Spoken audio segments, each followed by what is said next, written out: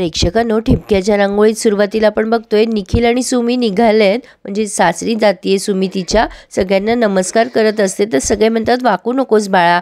निखिल म्हणतो मी वागतो तिच्या वतीने, पण एकदम हिला त्रास व्हायला लागतो. सगळेच भांबावून जातात. सुमी म्हणते आई मला गरगरतंय ग जरा. सुवाई म्हणतात मग एक काम करा, तुम्ही जाऊच नका. सुमे हे बघ रस्त्यात त्रास झाला तर निखिलराव काय करतील. निखिल म्हणतो की मी जातो, हिला थांबू द्या. शशांक म्हणतो निखिलराव तुम्ही इथेच थांबा. माई म्हणतात दोघांनीही थांबा इथेच. काही आहे ना सुमीला बरं वाटत नाही या विचाराने तू सुद्धा जागा राहशील. निखिल म्हणतो तुम्ही सगळे आहात ना तिच्याबरोबर, मग मला काळजी नाहीये. प्राची म्हणते तरी निखिल जिजू तुम्ही इथे थांबाच. तुम्ही इथे नसले ना की सुमीताई खूप त्रास देते मला. दोघं जण रात्री हळूहळू फोनवर बोलतात, मग मला झोपायची ऍक्टिंग करावी लागते. दादा पण म्हणतात नाही मस्करी नाही, पण खरंच तुम्ही थांबा. नवरा बरोबर असला की बाईला बराच आधार वाटतो. विठू बाबा म्हणतो की नाही आता दादा बोलला ना तुम्हाला थांबावंच लागेल.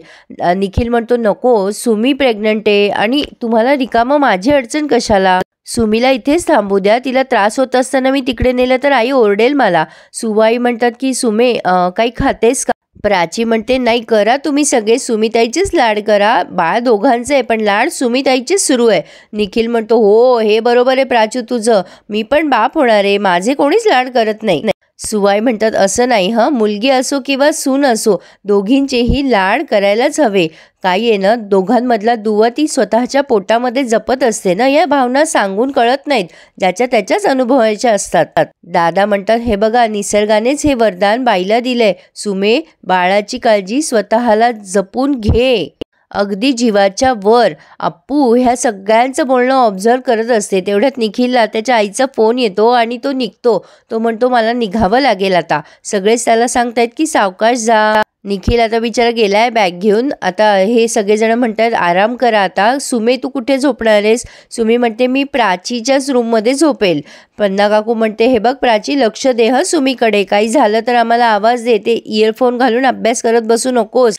सगळेच जण गेलेत आपापल्या खोलीत. शशांक अप्पूला म्हणतो चल अपूर्वा झोपायचं नाहीये का. सुमी पण गेली आता आराम करायला. पण अप्पू मात्र तिथेच विचार करत बसलेली असते प्रेक्षकांनो. आणि शशांक त्याच्या रूममध्ये. आता अचानक शशांक विचार करत असताना ते काही पेपर्स उडतात अप्पूच्या टेस्टचे. शशांक मनात विचार करतोय अपूर्वा मला आणि घरच्यांना जे हवं होतं ते देवाने आपल्याला दिलंय. तुला आत्ता ही जबाबदारी नकोय म्हणून मी तुझ्या सोबत आहे. तुला नको असलेली भावना मी तुझ्यावर लादणार नाही. तुझ्या भावनेचा आणि इच्छेचा मला आदर आहे अपूर्वा.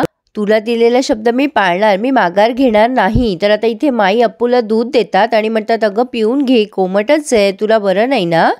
अप्पू म्हणते माई माझ्या गोळ्या वर रूममध्ये आहेत, मी वर जाऊन दूध पिते. माई म्हणतात हो वेळच्या वेळी औषधं घेत जा असं म्हणून त्या निघून गेल्या. झोप आता लवकर अप्पू. आता अप्पू या सगळ्या गोष्टींचा सतत विचार करताना दाखवली आहे. दादा जे सांगतात की बाळाची काळजी घे जीवाच्या पलीकडे, म्हणजे सुमीचं जे काय आहे दुखणं ते स्वतःवरती इमॅजिन करते, कारण ती स्वतःसुद्धा प्रेग्नेंट आहेच, पण हे घरच्यांना माहीत नाही आहे. आता हा विचार मनात सुरू असताना दुधाचा ग्लास खाली पडतो आणि काचा फुटतात आणि अचानक आणि अलगदपणे अप्पूचा हात पोटाकडे जातोय. तिला असं वाटतं की पोटातल्या बाळाला काही झालं तर नसेल ना. आणि सुवाई येतात आणि त्यांचंही लक्ष पटकन अप्पूच्या पोटाकडेच जातं. सुवाई तेवढ्या स्मार्ट आहेच, त्यांना कळलंय जे कळायचं ते. पण आता सगळेच जण आलेत. अप्पू म्हणते काही नाही झालं, तू ग्लास दिला ना, मी वर जात असताना थोडासा पाय घसरला माझा, बॅलन्स गेलं थोडं. कुकी म्हणतो तुला काही लागलं नाही ना. अप्पू म्हणते नाही मला नाही लागलं काही. अप्पू म्हणते मी हे पुसून घेते सुवाई म्हणतात नाही तू जा आराम कर, तुला बरं नाही ना. माई म्हणतात हो अप्पू जा बाळा झोपून राहा. सुवाई अप्पूला थांबवतात आणि म्हणतात काय ग तुझ्या पोटात दुखतंय का. आता अप्पू पटकन हात खाली करते पोटावरचा. नाही असं पटकन म्हणते. सुवाई म्हणतात सगळं ठीक आहे ना अप्पू. माईंना जरा डाऊट आलाय की सुवा असं का बोलतीये. अप्पू म्हणते हो मी आलेच आणि आता अप्पू गेलीये तिच्या खोलीमध्ये. सुवाई सतत अप्पूला जाताना बघतायत वर. कुकी विचारतो काय ग माई अप्पूचं काही बिनसलंय का, सारखी गप्प आहे ग. तेव्हा माई म्हणतात अरे वैशू गेलीये ना तिच्या घरी तेव्हापासून अप्पू अशीच वागतीये, करमत नसेल तिला. कुकी म्हणतो मग या दोघांनी विचार करायला हवा.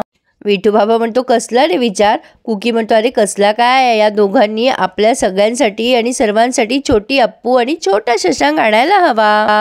नाही त्या दोघांनी हे मनावर घ्यायला पाहिजे. पन्ना काकू म्हणतायत, तुम्ही म्हणताय ना बरोबर आहे, पण या दोघांनी असा विचार केला ना तर वैशू कशी आपल्या घरी आली होती, या दोघींची जुगलबंदी पुन्हा आपल्याला 3-4 वर्षांना बघायला मिळेल, तेही रोज 24 तास. काय ना तुम्ही अप्पूवरच्या प्रेमापोटी बोलताय. एक वेळेला ती वैशू परवडली, पण ही अप्पू मात्र तशीच आहे बरं, अगदी बालिश. आईपण वगैरे झेपणार आहे का हिला? कुकी म्हणतो, झेपेल ग पन्ना, सगळं झेपेल तिला. आता सुवा आई सतत तिकडे बघत असतात तेव्हा माई म्हणतात, काय ग सुवा, काय झालं? बरं अप्पूला दुधाबरोबर औषधं घ्यायची होती ना, मी दूध आणून देऊ का? सुवाई म्हणतात, थांबा माई, मी आणून देते. माई म्हणतात, अगं मी आणते, तू नेऊन दे. आता मात्र सुवाईंना चांगलंच टेन्शन आलंय. अप्पू तिच्या खोलीत जाऊन सारखा विचार करतीये, असं कसं झालं? माझा बॅलन्स गेला तेव्हा मी पोटावर का हात ठेवला? मला 1 सेकंड असं का वाटलं की माझ्या पोटातल्या बाळाला काही होणार तर नाही ना? तसंही मला हे बाळ नकोच आहे, पण मी त्याला त्रास होऊ नये म्हणून का काळजी घेतली त्याची? म्हणजे मी पण कुठेतरी बाळासाठी प्रिपेअर होतीये का? बहुतेक खडूसाठी, पण मलाही back of the mind I व्हायचंय का? आणि शशांकही सारखा विचार करतोय, बस झालं आता तळ्यात मळ्यात, मला एक निर्णय घ्यायलाच हवा. आता ठरवल्याप्रमाणे अपूर्वाला मी सपोर्ट करून तिच्या बाजूला उभं राहायलाच हवं. दुसरा पर्याय याशिवाय माझ्याकडे असूच शकत नाही. अप्पू विचार करते, खडूस तुलाही हे बाळ हवंय, मला तेवढं तुझं मन वाचता येतं. आता शशांक आणि अप्पू दोघं एकमेकांशी बऱ्यापैकी कनेक्ट झालेत, हे त्यांनी जरा चांगलंच दाखवलंय प्रेक्षकांनो. दोघांचंही टू बी और नॉट टू बी असं सुरू आहे. आता अप्पू झोपायला जाणार तेवढ्या शशांक म्हणतो, थांब अपूर्वा, काय ना मला असं वाटतं आपण वेळ नको घालवायला. दिवसेंदिवस ही बातमी आपल्याला लपवता येणार नाही. आपण तुला जे हवंय ते करून घेऊया. अप्पू म्हणते, खरंच नक्की? त्यावर शशांक म्हणतो, हो आपण जाऊयात पुढच्या आठवड्यात दवाखान्यात, करून घेऊयात सगळं. अप्पू म्हणते, ओके, पण मनात विचार करते, माझा डिसिजन करेक्ट आहे, मला हे बाळ नको आहे, तसंच खडूसला सुद्धा. शशांक म्हणतो, काय ग अपूर्वा, काय झालं, कसला विचार करतेयस? हे बघ, घाबरू नकोस, घाबरण्यासारखं काही नाहीये. हे बघ, काही टेस्ट कराव्या लागतील. खरं तर जुने रिपोर्ट आहेत आपल्याकडे, पण लेटेस्ट रिपोर्ट असले तर बरं पडेल. तेवढ्यात सुवाई येतात म्हणून शशांक बोलायचा थांबतो. सुवाई म्हणतात, कसले रिपोर्ट्स? शशांक म्हणतो, कसल्या नाही ग आई. सुवाई म्हणतात, कसल्या टेस्ट, कशाविषयी बोलताय तुम्ही? सुवाई खूप सिरियसली बोलतायत. शशांक तू बोल काहीही, पण तुझ्या चेहऱ्यावरनं दिसतंय की तू माझ्यापासून काहीतरी लपवतोयस. शशांक म्हणतो, अगं आई काही नाही, डॉक्टरांनी जनरल टेस्ट सांगितल्यात, लपवतो वगैरे काय? सुवाई म्हणतात, प्रस्तावना नको देऊस शशांक, सरळ मुद्द्यावर ये. अप्पूला काय झालंय हे न कळण्या इतपत मी मूर्ख नाहीये, पण तुम्ही माझ्यापासून हे सगळं का लपवताय? शशांक म्हणतो, अगं आई पुन्हा तेच, लपवतो वगैरे काय म्हणतेस तू? अगं जनरल डॉक्टरांनी टेस्ट करायला सांगितलंय, बाकी काही नाही. सुवाई म्हणतात, तिला जर काही झालंच नाहीये ना, मग टेस्ट कसल्या? एक गोष्ट लक्षात ठेव शशांक, बघ शशांक, जे काही आहे ना ते लपवू नकोस.